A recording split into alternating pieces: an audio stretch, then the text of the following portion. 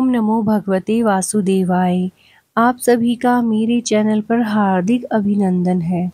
आज हम अपरा एकादशी के महत्व के बारे में जानेंगे और इसकी व्रत कथा का श्रवण करेंगे। अपरा एकादशी का बहुत ही अधिक महत्व है।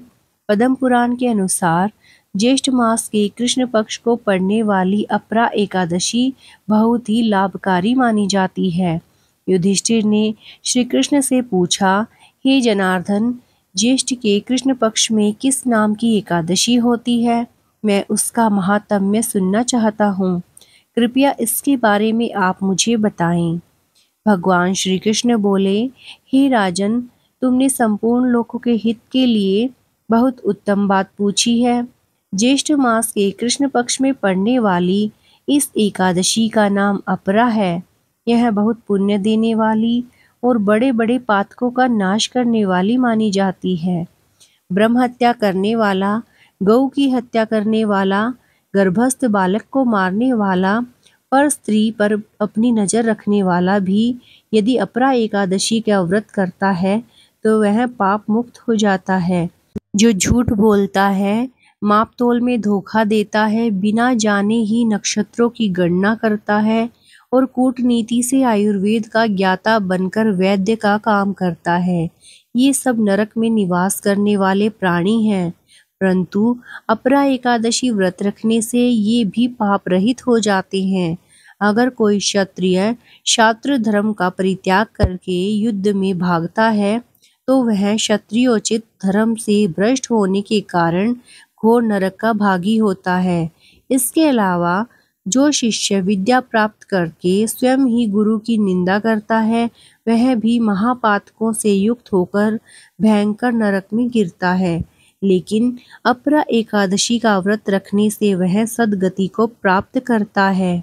माघ में जब सूर्य मकर राशि में स्थित हो और उस समय प्रयाग में स्नान करने वाले मनुष्यों को जो पुण्य होता है, काशी में शिवरात्रि का व्रत करने से जो पुण्य प्राप्त होता है, गया में पिंडदान करके पितरों को तृप्ति प्रदान करने से जो पुण्य प्राप्त होता है, बृहस्पति के सिंह राशि पर स्थित होने पर गोदावरी में स्नान करने वाला व्यक्ति को जो फल मिलता है, बद्रिका आश्रम की यात्रा के समय भगवान केदार के दर्शन से तथा बद्री तीर्थ के सेवन से जो पुण्य फल प्राप्त होता है, इसके साथ ही सूर्य ग्रहण के समय कुरुक्षेत्र में दक्षिणा सहित यज्ञ करके हाथी, घोड़ा और स्वर्ण दान करने से जो फल मिलता है, इतना ही सब मात्र अपरा एकादशी का व्रत रखने और विधि विधान से पूजा करने से फल मिल जाता है।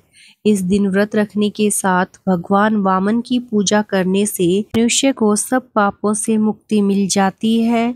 इसके साथ ही श्री विष्णु लोक की प्राप्ति के साथ इस व्रत कथा का पाठ करने या फिर सुनने से सहस्त्र गोदान का फल मिलता है। अपरा एकादशी में भगवान विष्णु के वामन अवतार की पूजा की जाती है। इसे अचला एकादशी, भद्रकाली एकादशी और जल क्रीड़ा एकादशी के नाम से भी जाना जाता है। वामन अवतार को भगवान त्रिविक्रम के रूप में जाना जाता है। तो आइए श्रवण करते हैं एकादशी की पावन कथा का। एक बार प्राचीन काल में महीध्वज नामक एक धर्मात्मा राजा था। उसका छोटा भाई वज्रध्वज बड़ा ही क्रूर, अधर्मी तथा अन्यायी था। वह अपने बड़े भाई से द्वेष रखता था। उस पापी ने एक दिन रात्रि में अपने बड़े भाई की हत्या करके उसकी देह को एक जंगली पीपल के नीचे गाड़ दिया। इस अकाल मृत्यु से राजा प्रेतात्मा के रूप में उसी पीपल पर रहने लगा और अनेक उत्पात करने लगा। एक दिन अचानक धौम्य नामक ऋषि उधर से गुजरे। उन्होंने प्रेत को देखा और तपोबल से उसके अतीत को जान लिया। अपने तपोबल से प्रेत उत्पात का कारण समझा। ऋषि ने प्रसन्न होकर उस प्रेत को पीपल के पेड़ से उतारा तथा परलोक विद्या का उपदेश दिया। दयालु ऋषि ने राजा की प्रेत योनि से मुक्ति के लिए स्वयं ही अपरा एकादशी का व्रत किया और उसे अगति से छुड़ाने को उसका पुण्य प्रेत को अर्पित कर दिया। इस पुण्य के प्रभाव से राजा की प्रेत योनि से मुक्ति हो गई। वह ऋषि को धन्यवाद देता हुआ दिव्य देह धारण कर पुष्पक विमान में बैठकर स्वर्ग को चला गया। हे राजन, यह अपरा एकादशी की कथा मैंने लोकहित के लिए कही है। इसे पढ़ने अथवा सुनने से मनुष्य सब पापों से छूट जाता है। जो यह कथा पढ़ता या सुनता है उसके सभी कष्ट दूर हो जाते हैं। ओम नमो भगवते वासुदेवाय। भगवान विष्णु की कृपा आप सब पर बनी रहे। अगर आपको ये व्रत कथा अच्छी लगी है तो प्लीज़ मेरे चैनल को लाइक, सब्सक्राइब और शेयर कीजिए और कमेंट में जय विष्णु जी लिखना ना भूलें। ओम श्री कृष्णाय वासुदेवाय हरिये परमात्मने प्रणत क्लेश नाशाय गोविंदाय नमो नमः।